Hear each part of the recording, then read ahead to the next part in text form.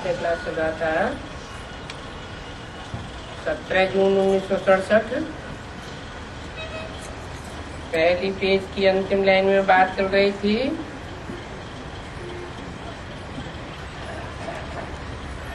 पढ़ाई से भी उतना नहीं जितना योग से होगा। वो ही बहुत कम है। पढ़ाई तो फिर भी है, क्योंकि माया याद को ही उड़ा देती है और महारथियों को तो और ही अच्छी रीति पकड़ती है। अच्छे अच्छे फर्स्ट क्लास बच्चों पर ग्रहाचारी बैठ जाती है। 17 जून 1967 की वाणी का दूसरा पेज। योग नहीं होता है जिनका याद का बैलेंस नहीं होता है, तो वो नाम रूप में फंस पड़ते हैं। ये बड़ी भारी मंजिल है। अगर सच्ची मंजिल है तो याद में बहुत रहना होगा। सच्ची मंजिल नहीं पानी है तो कोई बात ही नहीं। बाप तो कहते हैं ध्यान से भी ज्ञान अच्छा है, और ज्ञान से फिर याद अच्छी है।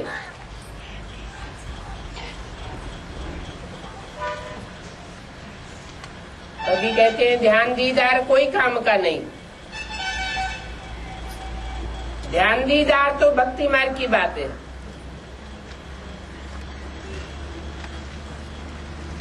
और उससे भी अच्छी ज्ञान की बातें हैं। ज्ञान भी लक्ष्य नहीं है।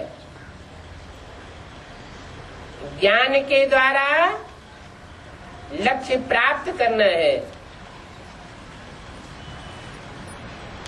एक्यूरेट याद में पहुंचना है।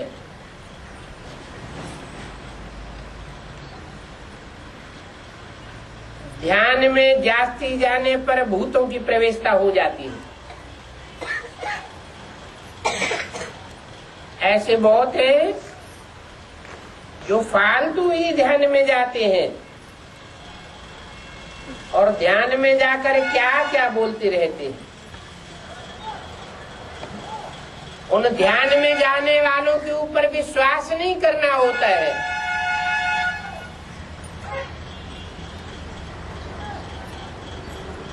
क्योंकि ज्ञान तो बाबा की मुरली से मिलता है, और बाप तो चैलेंज देते रहते हैं कि ध्यान कोई काम का नहीं। बहुत माया की प्रवेशता हो जाती है। ध्यान वालों को कितना अहंकार आ जाता है,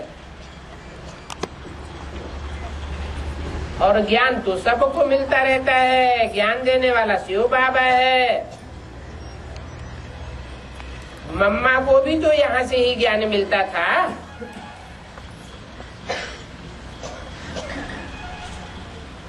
मम्मा भी आकर क्या करेगी? मम्मा आवेगी तो कहेगी मन मना भव। एक बाप को याद करो, दैवी गुण धारण करो। अपने को देखना है कि हम दैवी गुण धारण करते हैं, क्योंकि धारण तो करना ही है। कोई को देखो तो अभी बड़ी फर्स्ट क्लास अवस्था है, खुशी खुशी से काम करते हैं। 1 घंटे के बाद देखो तो भूत आ जाता है। ऐसे ऐसे फिर खत्म हो पड़ते हैं। फिर कितनी सुस्ती आ जाती है। सोचते हमने तो ये भूल की है, फिर कोई कोई सुधर भी जाते हैं। घड़ी घड़ी का घड़ियाल बाबा के पास बहुत है। अभी अभी देखो तो बहुत मीठे, अभी अभी देखो कड़वी बातें करने लग पड़ते हैं।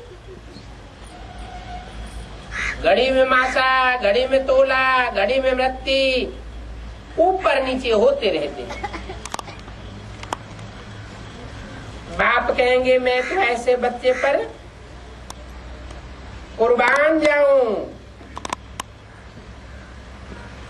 जो पूरी याद में रह सके। परंतु ऐसे बच्चे भी घंटे भर बाद फिर कोई न कोई बात में बिगड़ पड़ते हैं। अड़खड़ है ना, बुद्धि टिकायमान नहीं होती है। क्रोध आया तो सारी की कमाई खत्म कर देते हैं। अभी अभी कमाई तो अभी अभी घाटा हो जाता है। तो सारा मदार याद के ऊपर है। ज्ञान तो बहुत सहज है, छोटा बच्चा भी समझ लेवे, परंतु मैं जो हूँ और जैसा हूँ यथार्थ रीति मुझे जाने, अपने को आत्मा समझे, तब बात है। उस रीति कोई बच्चा बुद्धि थोड़े ही याद कर सकेंगे। मनुष्यों को मरते समय कहा जाता है भगवान को याद करो, परंतु मरते समय क्या भगवान की याद आती है?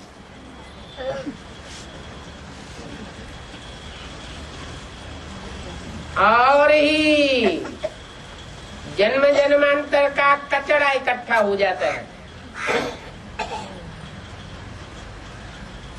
अर्थात लंबे समय तक जो अवस्था रही है, अंत समय में भी वही अवस्था बन जाती है। एक्यूरेट याद कर ही नहीं सकते। भक्ति मार्ग में कोई भी भगवान को जानते ही नहीं है, न कोई वापस जा सकते हैं और न उनके विकर्म विनाश हो सकते हैं। परंपरा से ऋषि मुनि आदि कहते आए कि हम नहीं जानते, और वो ऋषि मुनि तो सतो प्रधान थे, फिर भी सतोगुणी थे, पवित्र रहते थे। और आज की ये तमो प्रधान दुनिया कैसे जान सकती है? बाप कहते हैं इस तमो प्रधान दुनिया में ये लक्ष्मी नारायण भी नहीं जानते, और राजा रानी ही नहीं जानते, तो फिर प्रजा कैसे जानेगी? कोई भी नहीं जानते हैं। अभी सिर्फ तुम बच्चे हो जो जानते हो, और तुम्हारे में भी कोई कोई यथार्थ रीति जानते हैं। कहते हैं बाबा हम बार बार भूल जाते हैं। बाप कहते हैं कहीं भी जाओ सिर्फ बाप को याद करो, बड़ी भारी कमाई है, तुम 21 जन्मों के लिए निरोगी बन जाते हो।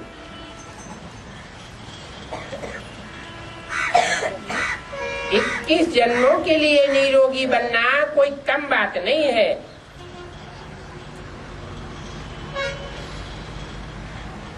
बड़ी भारी कमाई है। ऐसे बाप को अंतर्मुखी होकर के याद करना चाहिए, परंतु माया बुला करके तूफान में ला देती है, अंतर्मुखी रहने नहीं देती है। इसमें अंतर्मुखी होकर के विचार सागर मंथन करना होता है। विचार सागर मंथन करने की बातें भी अभी की है, शास्त्रों में आता है ना। सागर मंथन हुआ, ये कोई जड़ सागर मंथन की बात नहीं है, ज्ञान सागर मंथन की बात है। ज्ञान सागर ने ब्रह्मा के तन में आकर के जो गीता ज्ञान सुनाया, उस गीता ज्ञान को मनुष्य मात्र ने नंबरवार मंथन किया। उस मंथन से नए नए रतन निकलते हैं। तो ये बात अभी की है, ये है पुरुषोत्तम संगम युग, जहाँ पुरुषोत्तम बनने का युग है।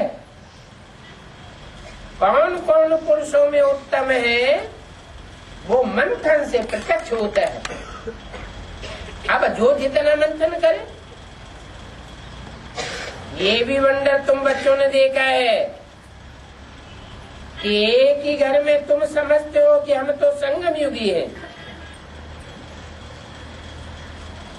हाफ पार्टनर अथवा बच्चा कलयुगी है, तो कितना फर्क हो जाता है। ये बहुत महीन बातें हैं, सबकी समझ में तो आ नहीं सकती।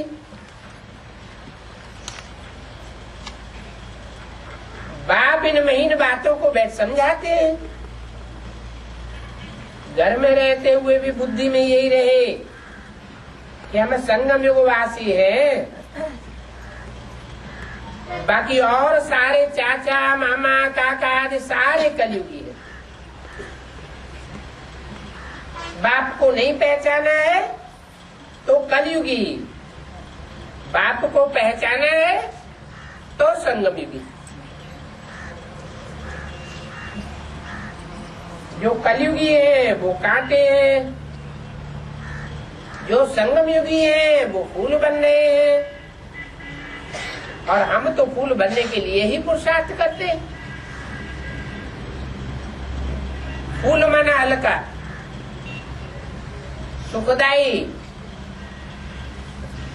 कांटा माना दुखदाई, खुद भी भारी रहेगा और दूसरों का माथा भी भारी कर देगा। तुम तो फूल बनने का पुरुषार्थ करते हो। ये है अनुभव की बातें। प्रैक्टिकल में मेहनत करनी पड़े और याद की ही इसमें मेहनत है। एक ही घर में एक हंस होता है, दूसरा बगुला होता है। हंस होगा रतन चुनेगा,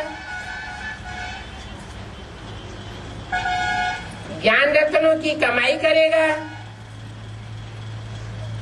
बगुला होगा गंद खावेगा। कोई तो फिर बड़े फर्स्ट क्लास होते हैं। अभी एक जोड़ी का स्वयंवर हुआ, बाबा ने तो पहली बार ही ऐसा देखा। आपस में भाकी भी नहीं पहनी, जैसे बाजू में कोई भाई बहन सोते हैं, या तो एक दूसरे से कहते थे हम लोग अलग जाकर के सोवे। तो देखो शुरू से लेकर ही कितनी हिम्मत दिखाई है। तो ऐसों की कमाल है ना। ऐसे ही अगर चलते रहे तो कितना ऊंच पद पावेंगे।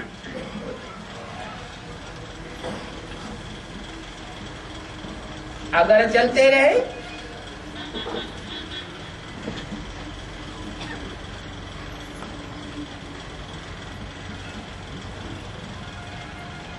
बाद में तो जब ज्ञान में आते हैं तो अवस्था कैसी होती है? सात्विक स्टेज होती है। बाबा ने कहा और हिम्मत करने लग पड़ी, लेकिन बाबा तो जानते हैं कि आगे चल करके माया पछाड़ती है।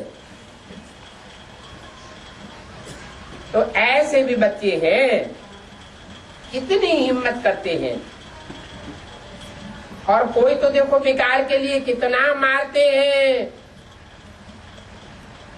झगड़ा करते हैं, हाय तौबा मचाते हैं।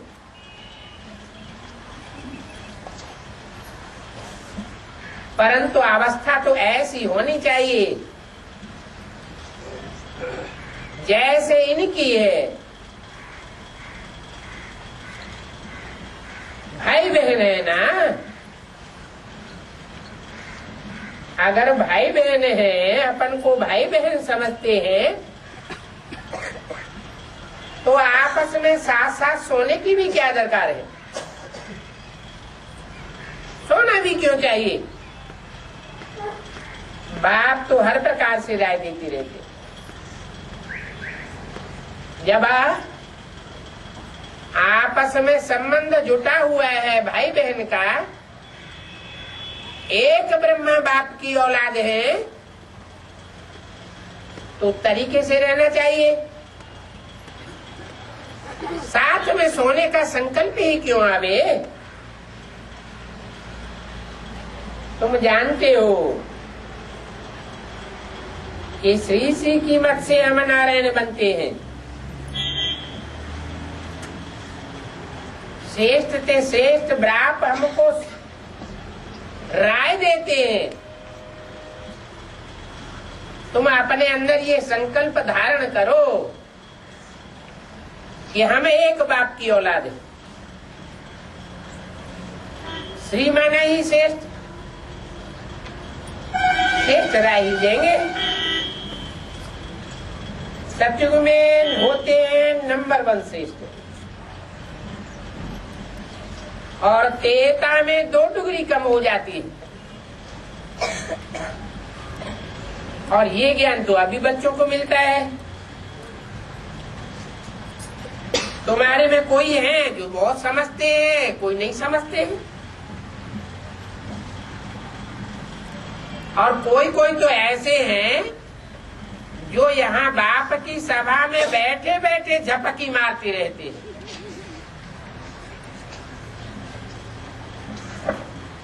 17 जून 1967 की वाणी का 3रा पेज। झपकी खाते रहते हैं, उबासी देते रहते हैं,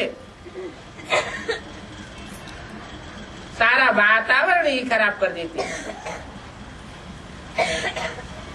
ऐसों को तो पिछाड़ी में जाकर के बैठना चाहिए।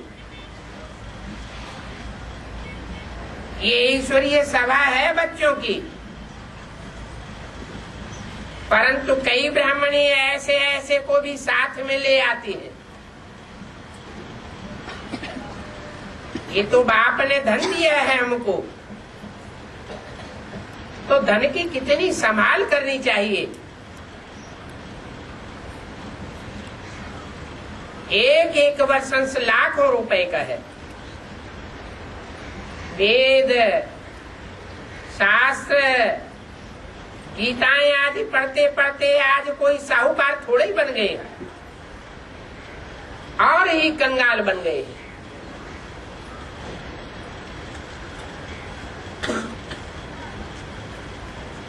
है ही ये भक्ति का राज्य। इस भक्ति के राज्य में देखो भवका कितना है। फिर भी शास्त्र पढ़ने वाले दुर्गति को पाते रहते हैं। अपने पेट के लिए ही तो कमाई करते हैं, दुनिया का तो कोई कल्याण नहीं करते। सन्यासी लोग देखो कितनी बड़ी बड़ी फ्लैट्स बनाते हैं। नहीं तो सन्यासियों को भक्ति आदि करने का हुक्म नहीं है।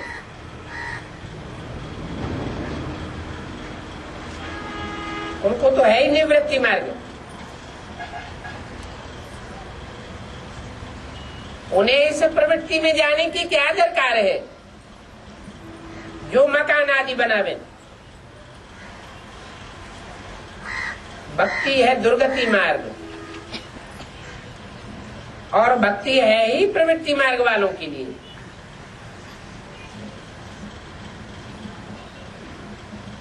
जो प्रवृत्ति में है वो बल भक्ति करे। कहते हैं ज्ञान भक्ति वैराग। जिनको ज्ञान मिलता है उनको भक्ति से वैराग आ जाता है। भक्ति का फल भगवान देते हैं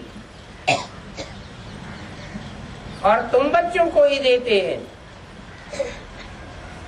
तुमने बहुत भक्ति की है और सात्विक भक्ति की है, इसलिए तुम सात्विक भक्ति का फल सतयुग के आदि में पाते हो। तुम हो पवित्र प्रवृत्ति मार्ग वाले। जो पवित्र प्रवृत्ति मार्ग वाले थे वो अंतिम जन्म में आकर के अपवित्र बने। अभी प्रवृत्ति अपवित्र हो गई है। जो अपवित्र प्रवृत्ति वाले बने हैं उनको ही भगवान आकर के पवित्र प्रवृत्ति वाला बनाते हैं। और सन्यासियों का तो धर्म ही अलग है, और उनको तुमने गुरु बनाया जन्म जन्मांतर।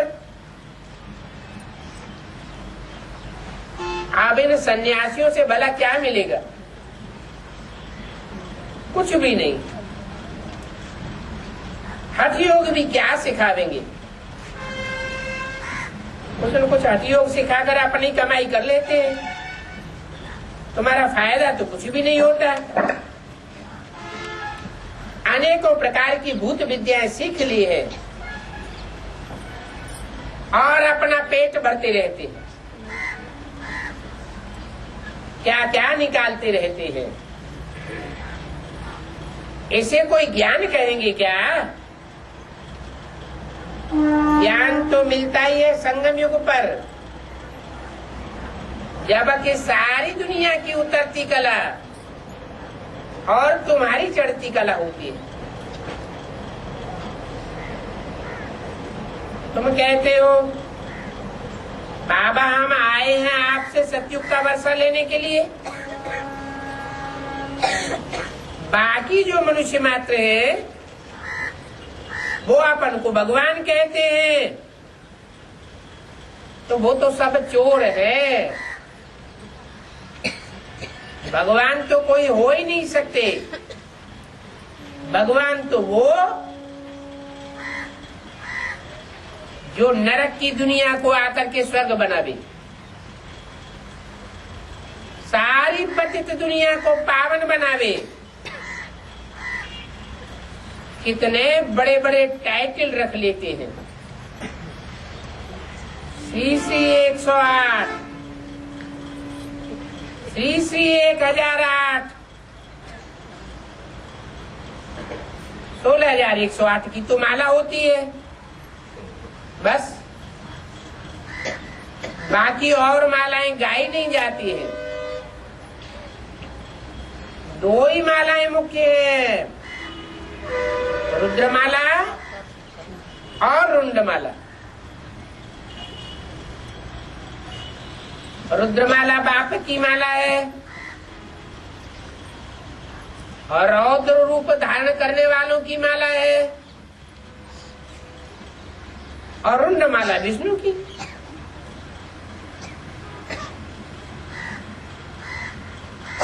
मुंडमाला सो रुद्रमाला। रुद्रमाला में मुंड दिखाए जाते हैं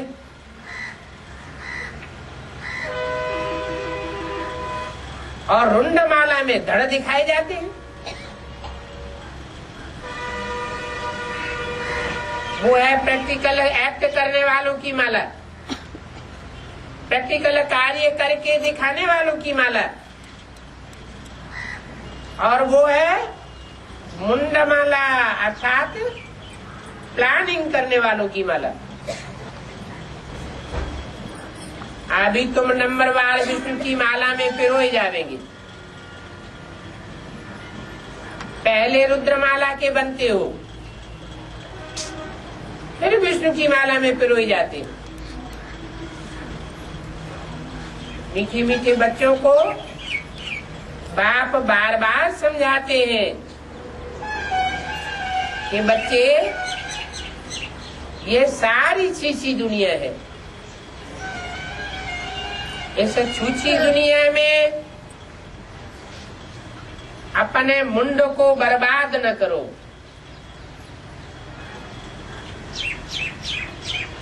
अपने तन को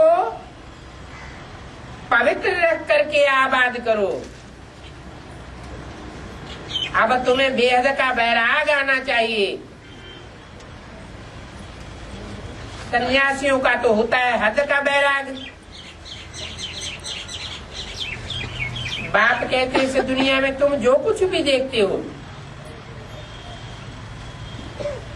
वो कल होगा ही नहीं।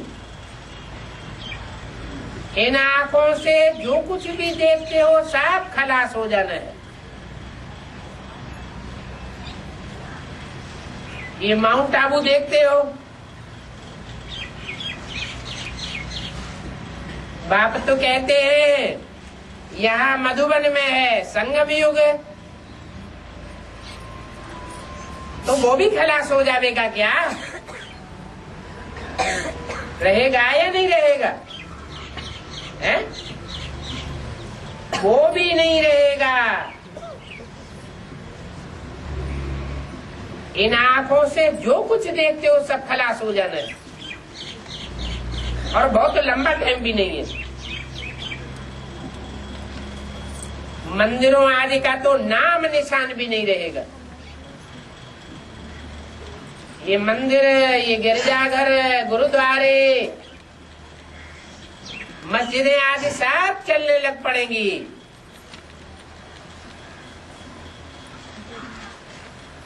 वहां सतयुग में तुम देवताओं को ये पुरानी चीजें देखने की दरकार ही नहीं रहेगी।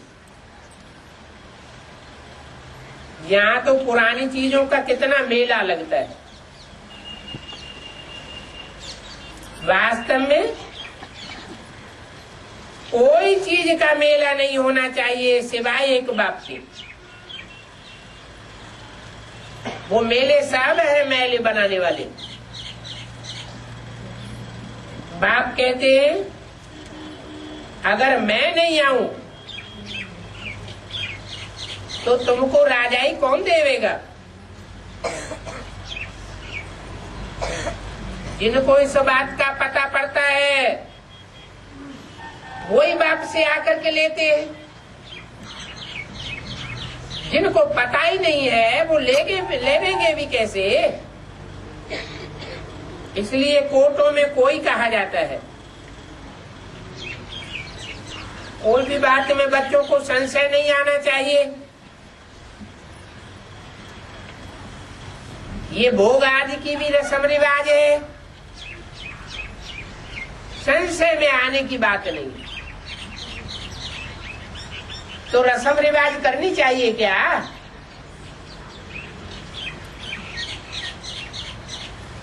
जो भी फालतू बातें हैं, भोग, ध्यान, दीदार, इनका ज्ञान की बातों से कोई कनेक्शन नहीं है। ये रस्म रिवाज बुद्धि से निकल जानी चाहिए। इन बातों से ज्ञान और याद का कोई कनेक्शन नहीं है। और कोई बात की तो तकलीफ नहीं देते हैं। सिर्फ दो बातें, एक अलिफ और बे बादशाही। अलफ को याद करेंगे तो बे बादशाही तुम्हारी है, बस।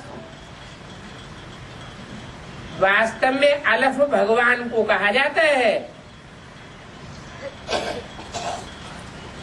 क्या? बिंदी को नहीं कहा जाता। बिंदी निराकार को भगवान नहीं कहेंगे। बिंदी कोई साकार तन में प्रवेश करके मुकर्रर रूप से जब पाठ बजाती है। कौन सी बिंदी? सुप्रीम सोल, जो कभी जन्म मरण के चक्र में नहीं आता है,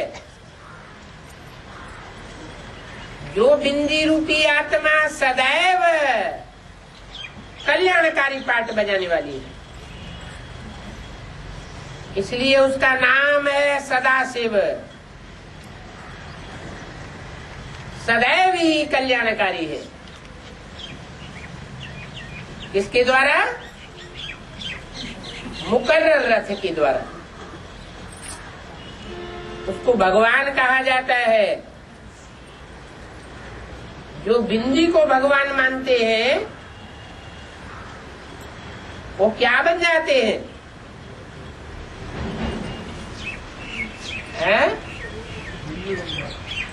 जो बिंदी को भगवान मानते हैं वो शैतान बन जाते हैं। कहाँ भगवान और कहाँ अपन को भगवान कहलाने वाले? जो भगवान होगा वो तो कब अपने को भगवान कहेगा भी नहीं। भगवान तो गुप्त साधारण रूप में आता है, प्रत्यक्ष होकर नहीं आता। तो था चना बाजे घना।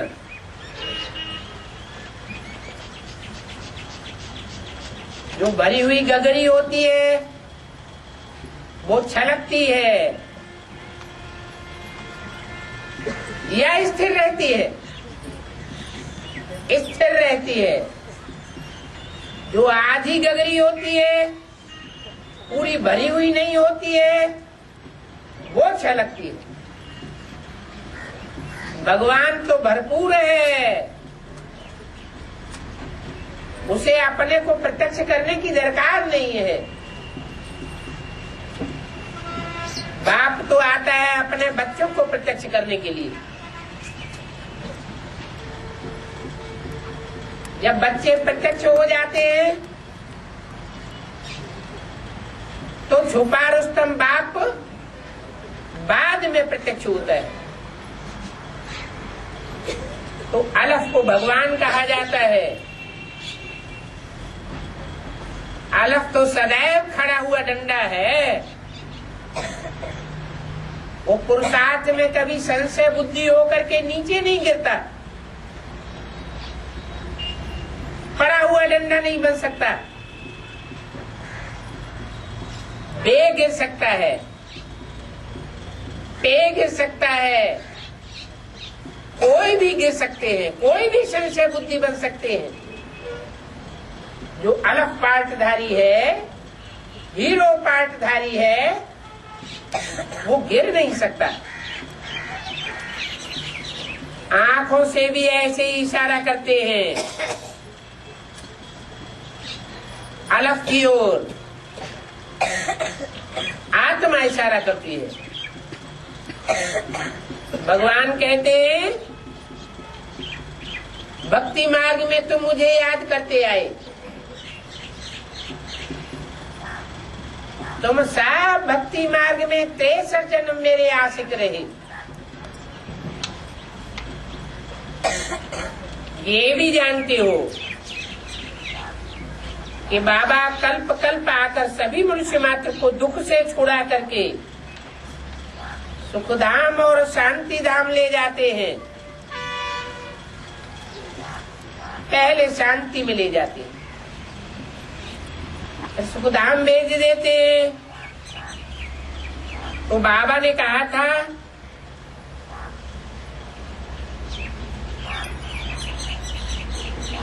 कि पूछो विश्व में शांति कैसे स्थापन होती है वो समझना है, फिर समझाना है। एक सेकंड में विश्व के मालिक किस जन्म के लिए बनना है, वो कैसे बनेंगे वो आकर के समझो। अपने घर में बोर्ड लगा दो,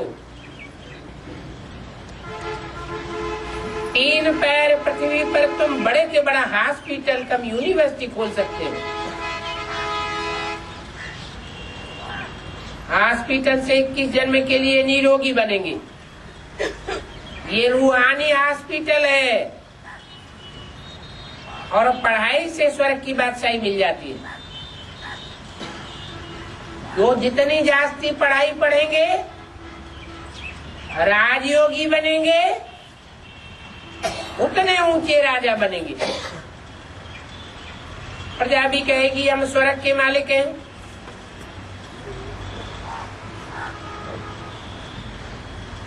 आज मनुष्यों को कितनी लज्जा आती है।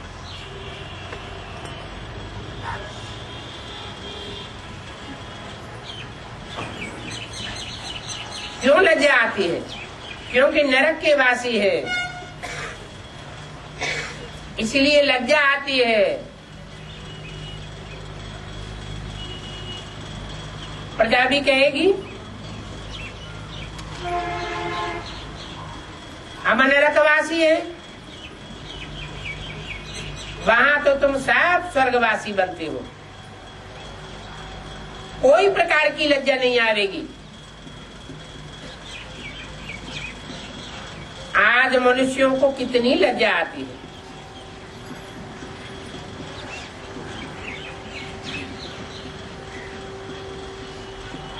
कोई शरीर छोड़ता है तो कहते हैं स्वर्गवासी हुआ। स्वर्गवासी हुआ, इससे क्या साबित होता है? जो कहते हैं कि स्वर्गवासी हुआ तो उनके कहने से क्या सही साबुती होती है कि वो खुद नरकवासी है। तो देखो लज्जा आती है ना कि हम तो नरकवासी हैं, तो उनको कहते हैं स्वर्गवासी हुआ। जब मरेगा तो कहेंगे स्वर्ग में जाएगा। ये बड़ी सहज बातें हैं समझने की। अच्छा काम करने वाले खास कहते हैं ये तो बड़ा महादानी था, वो स्वर्गवासी हो गया। परंतु स्वर्ग में वास्तव में जाता कोई भी नहीं है। स्वस्थिति का ज्ञान ही नहीं है तो स्वर्ग में जाएंगे कैसे? स्वर्ग में जाने वाले को स्वस्थिति में टिकना पड़े। 63 जन्म देहभान की स्थिति में टिकते रहे। 63 जन्म से रग पड़ी हुई है देहभान के सुख भोगने की। तो अचानक एक जन्म में स्वस्थिति में कोई कैसे स्थित हो जाएगा? तरीका ही नहीं मालूम। ये तो बाप आकर के बताते हैं कि स्व क्या है और पर क्या है। स्व है आत्मा, स्व है आत्मा का बाप परमात्मा, और पर है प्रकृति, पर है माया। माया और प्रकृति ये दोनों मिलकर के रावण के रूप हैं।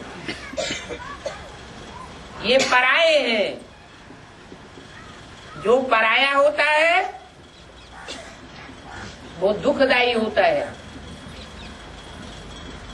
जो सदा काल का अपना है वो ही सुखदायी होता है।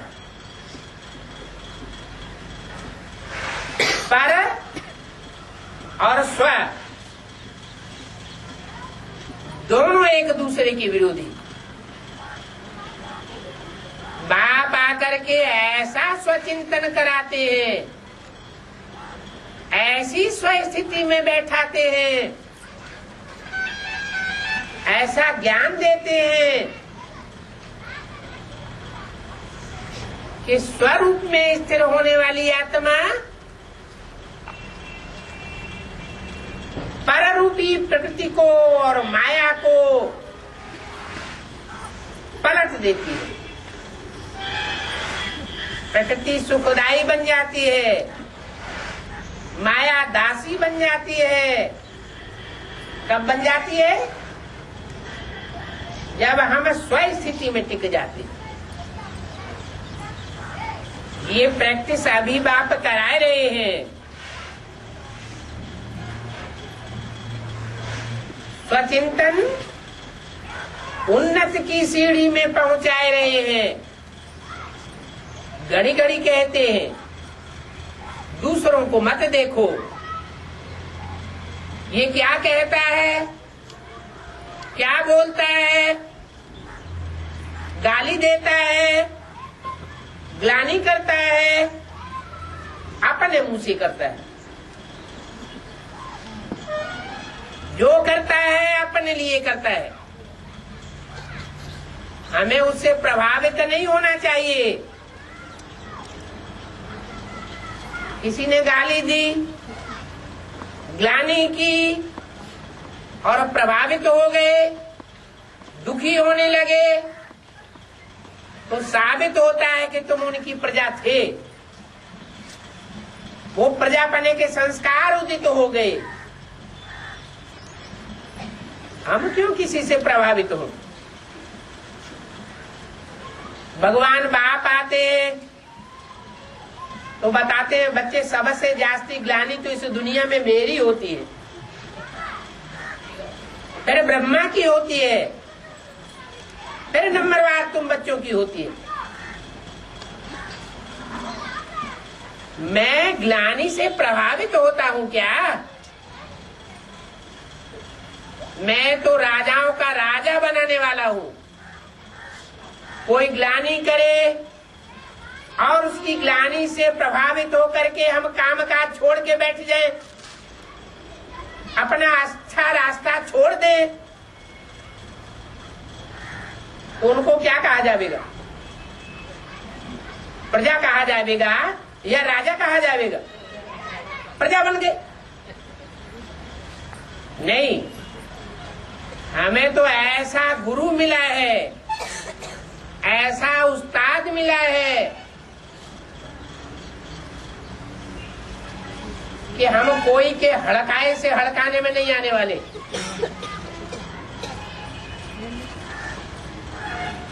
कोई के निस्तेज करने से हम निस्तेज होने वाले नहीं हैं। हमें तो तेजवान बाप मिला है। हम ज्ञान सूर्य के बच्चे हैं। सूर्य में तो कितना तेज भरा हुआ है।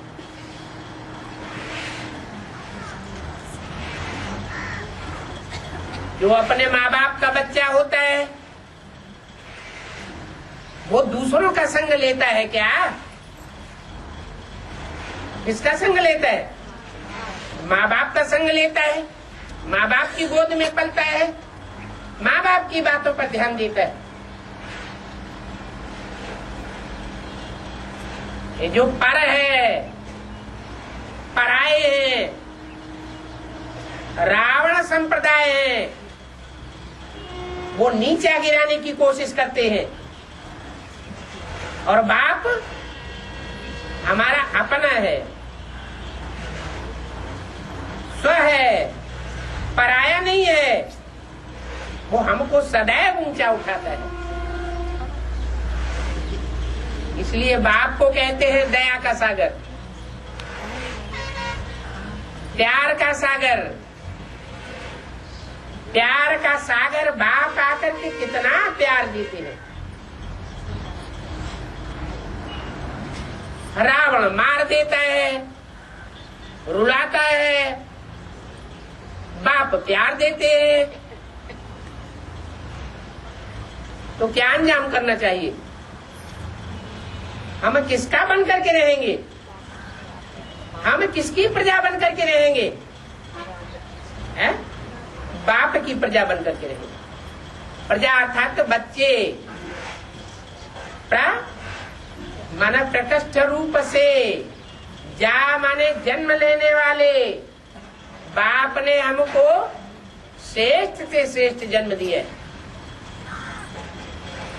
क्या जन्म दिया है? हमको अवगत कराया है कि हम ये आत्मा है, हमको देवता बनने वाले हैं। अभी अगर बुद्धि में नहीं बैठा है कि हम किस कैटेगरी के देवता हैं, तो आगे चल के पता चल जाएगा। छोटे बच्चे होते हैं, उनको अपने कुल का, अपनी जाति का उतना गहराई से पता नहीं होता है। जब बड़े हो जाते हैं तो उनको पता पड़ जाता है। तो हम भी बाप के बच्चे हैं। बाप के बच्चे नंबरवार होते हैं, माला भी नंबरवार होती है। अंदर से ये बुद्धि में आना चाहिए कि हम पहली डायनेस्टी की प्रजा है, पहली डायनेस्टी के बाप के बच्चे हैं। बाद वाली जो डायनेस्टी होगी वो कमजोर आत्माएं होंगी, कन्वर्ट होने वाली आत्माएं होंगी, कन्वर्ट होकर के भारतवासियों को धोखा देने वाली आत्माएं होंगी। हम उस ग्रुप में नहीं हैं, हम तो ऊंचे ऊंचे ग्रुप के हैं। जो पहले नंबर की दुनिया की प्रजा होती है, उस प्रजा की भी कोई शिफ्ट होती है, कोई खासियत होती है, विशेषता होती है, जो और प्रजा वर्ग में नहीं हो सकती। वो सब है 15.25 कला, 15.5 कला, कम कलाओं वाली प्रजा, और हम हैं 16 कला संपूर्ण बनने वाले बाप के बच्चे। 16 कला से भी कोई ऊंच जाने वाले हैं, उन्हें कहते हैं कलातीत बाप के बच्चे, कलाओं से भी परे की स्टेज में जाने वाले। लक्ष्मी नारायण के चित्र में लक्ष्मी नारायण है कलातीत, और उनके नीचे खड़े हुए राधा कृष्ण बच्चे हैं 16 कला संपूर्ण। सूर्य को कहा जाता है कलातीत, और चंद्रमा को कलाओं में बांधा जाता है। तो कहाँ ज्ञान चंद्रमा के बच्चे और कहाँ ज्ञान सूर्य के बच्चे? ये सूर्यवंशी, ये चंद्रवंशी, दोनों मिलकर के क्या बनते हैं? देवता बनते हैं। उसके बाद जो भी वंश आते हैं वो सब आसुरी वंश है।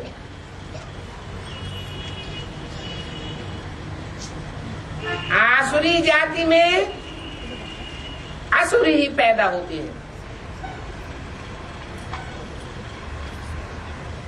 सूर्य और चंद्र जैसे देवता बनना चाहिए। कहते भी हैं सूर्य देवताय नमः, चंद्र देवताय नमः।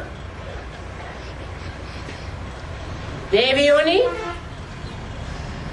भगवान की बनाई हुई योनि है।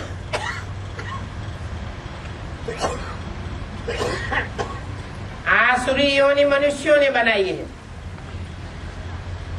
मनुष्यों की बनाई हुई है। हम भगवान के डायरेक्ट बच्चे हैं। भगवान हमको डायरेक्ट पढ़ाई पढ़ाता है, और धर्मवंशियों को डायरेक्ट पढ़ाई नहीं पढ़ाता। वो डायरेक्ट बाप के बच्चे भी नहीं बनते, डायरेक्ट गुरु के शिष्य भी नहीं बनते, उनकी सदगति भी नहीं होती। उस कैटेगरी में, जिस कैटेगरी की सदगति के हम भागीदार हैं, तो अपने ऊपर फखुर रहना होना चाहिए कि दुनिया हमारे को नहीं जानती कि हम किस कैटेगरी के हैं। हम हैं ऊंचे ते ऊंचे बाप के ऊंचे ते ऊंचे बच्चे। कोई हमको कितना भी डाउन करने की कोशिश करे, कभी डाउन नहीं होना चाहिए। मतलब बाप ही हमारी परीक्षा लेवे, ऐसे तो बाप परीक्षा लेते नहीं है, माया परीक्षा लेती है। मधुबन में भी माया आती है, ऐसे नहीं बाहर की दुनिया में माया होती है, अंदर नहीं होती है। मधुबन के ब्राह्मण संप्रदाय में ही माया घुसी रहती है, कोई न कोई रूप धारण करके आ सकती है। तो ये भी नहीं सोचना है, ये तो सब ब्राह्मण परिवार है, ब्राह्मण परिवार की भांति है। हम तो बाहर की दुनिया में जाते ही नहीं जो माया हमको पकड़े, नहीं। माया अंदर बाहर सारी दुनिया में माया व्याप्त है। लोगों ने तो झूठी बात कह दी है, परमात्मा सर्वव्यापी है। अरे परमात्मा बाप अगर सर्वव्यापी होता तो सारी दुनिया में गुणों गुणों की ही लहर होनी चाहिए। अब गुण कहां से आ जाएंगे? बाप तो गुणों का सागर है, जो गुणों का सागर है वो गुण ही भरेगा, अब गुण थोड़ा ही भरेगा। तो सारा ज्ञान उल्टा कर दिया, बाप आकर के सुलटा बनाते हैं। पहली मुख्य बात बताते हैं कि तुम आत्मा हो। आत्मा परमात्मा बाप से दूर नहीं रह सकती। अगर आत्म की स्थिति में स्थित है, ज्योति बिंदु आत्मा की भ्रुकुटी में याद है, तो जहां आत्मा है वहां परमात्मा बाप विराजमान जरूर है। लेकिन इसका मतलब ये नहीं है कि आत्मा सो परमात्मा है, नहीं। आत्मा का साथी बाप है। जहां जहां आत्मा की स्थिति है वहां वहां परमात्मा बाप जरूर मौजूद है। आत्मा से परमात्मा अलग नहीं है। ये इस समय का गायन है जो भक्ति मार्ग में कहते हैं आत्मा सो परमात्मा। आत्मा की स्थिति में स्थित हुए, निसंकल्पी स्टेज में स्थित हुए, माना परमात्मा बाप साथ में है ही। ऐसी स्थिति में स्थित होने वाली आत्मा फिर कोई से प्रभावित नहीं होगी। ये बहुत प्रैक्टिस करने की बात है। प्रैक्टिस करेंगे तो करते करते परफेक्ट हो जाएंगे। जब परफेक्शन आ जाएगा तो कोई हमको हिला नहीं सकेगा। इसलिए कहते हैं कि हमारा बाप स्वर्गवासी हुआ, क्योंकि अपन को नरक में समझते हैं।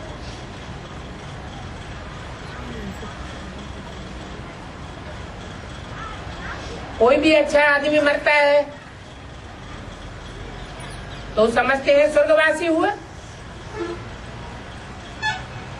अच्छा काम करेगा तो खास कहेंगे स्वर्गवासी हुआ। परंतु स्वर्गवासी कोई भी नहीं होता है। स्वर्ग कहाँ होता है? स्वर्ग श्रेष्ठ युग में होगा ये कलह क्लेश के कलयुग में होगा, द्वैतवादी द्वापर युग में होगा। जहाँ स्वर्ग होता है वहाँ द्वैत नहीं हो सकता, और जहाँ द्वैतवाद होता है, दो दो मतें होती हैं, वहाँ स्वर्ग हो ही नहीं सकता। अभी देखो ये नाटक पूरा हो रहा है, क्या दुनिया की हर चीज चार अवस्थाओं से गुजरती है। ये मनुष्य सृष्टि का नाटक भी चार अवस्थाओं से गुजरता है। सत्युग पूरा हुआ, त्रेता पूरा हुआ, द्वापर पूरा हुआ, अब कलयुग की भी अंतिम बारी है। तो सब स्टेज पर आ जाते हैं। जो भी 500-700 करोड़ आत्माएं हैं वो सब रंगमंच पर अभी हाजिर हैं। और ये लड़ाई भी तब लगेगी जब कि सभी एक्टर्स घर से वापस आ जाएंगे। कौन है एक्टर्स? आत्माएं ही एक्टर्स हैं।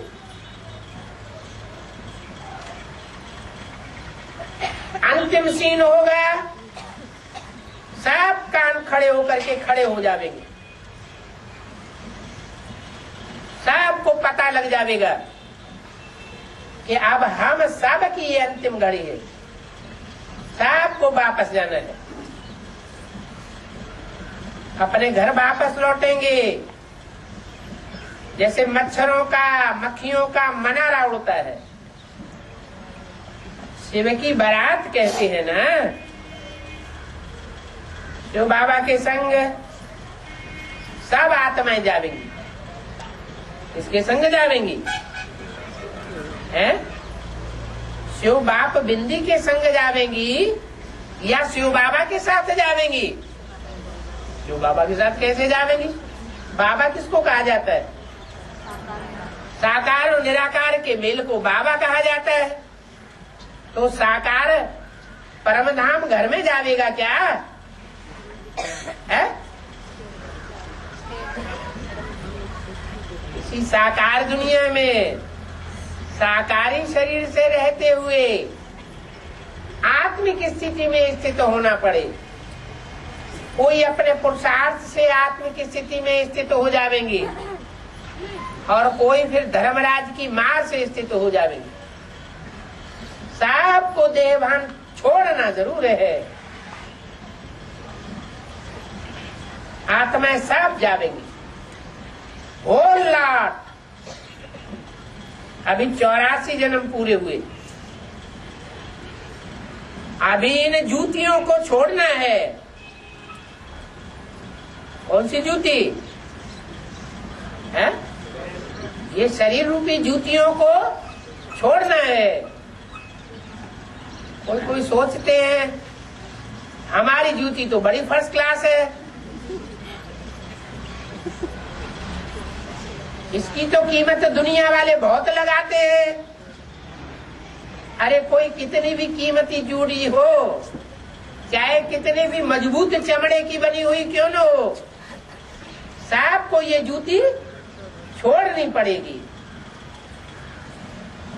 जो सांप पुरानी खल छोड़ देता है तो फिर नहीं लेता है। ये भी तुम्हारी पुरानी खल है, तुमको भी नई खल धारण करनी है। तुम फिर कलयुग में नई जूती नहीं लेवेंगे, तुम सतयुग में नई खल धारण करेंगे। श्री कृष्ण सतयुग में होता है या कलयुग में होता है? श्री कृष्ण वैकुंठ में और श्री कृष्ण सतयुग में। सतयुग में जो श्री कृष्ण होता है उसका ज्ञान कोई को नहीं है। वैकुंठ में जो श्री कृष्ण गाया हुआ है वो शास्त्रों में गाया हुआ है। शास्त्रों में जो भी बातें गाई हुई है वो कहाँ की है? वो संगम युग की यादगार है। सतयुग की, त्रेता की कोई भी हिस्ट्री मनुष्यों के पास नहीं है। वो हिस्ट्री मनुष्य के मस्तिष्क पटल से क्यों गायब हो गई? क्योंकि त्रेता के बाद इस सृष्टि का आधा विनाश होता है, बड़ा भारी एक्सीडेंट हो जाता है। जैसे मृत्यु एक ऐसा एक्सीडेंट है कि पूर्व जन्म की सारी बातें भुला देता है। ये तो एक एक जन्म का अपना अपना एक्सीडेंट है। वो तो होलसेल मृत्यु होता है। तो आधा विनाश होने से पहले की सारी बातें भूल जाती है, कोई को कुछ भी याद नहीं रहता। और अभी तो आधा विनाश नहीं, पौना विनाश नहीं, ऐसा विनाश होना है, संपूर्ण विनाश होगा। जो आत्मा जहां से वापस आई है वही वापस जाएगी। जो कण जहां से आया है वही चक्कर लगा करके वापस जाएगा। आत्माओं का भी अपना सर्किल है जो पूरा होना है, और कण कण का अपना सर्किल है जो पूरा होने वाला है। तो बुद्धि में ये बात रहनी चाहिए कि हम ये पुरानी कल छोड़ अब नहीं लेते हैं। जैसे श्री कृष्ण में कितनी कशिश है, ऐसे हमारी आत्मा और हमारे शरीर में भी कशिश आ जाएगी। फर्स्ट क्लास खल है कृष्ण की, ऐसी ही खल हम भी धारण करेंगे। अगर कहते हो तो फिर पुरुषार्थ भी पूरा करना है। ओम शांति।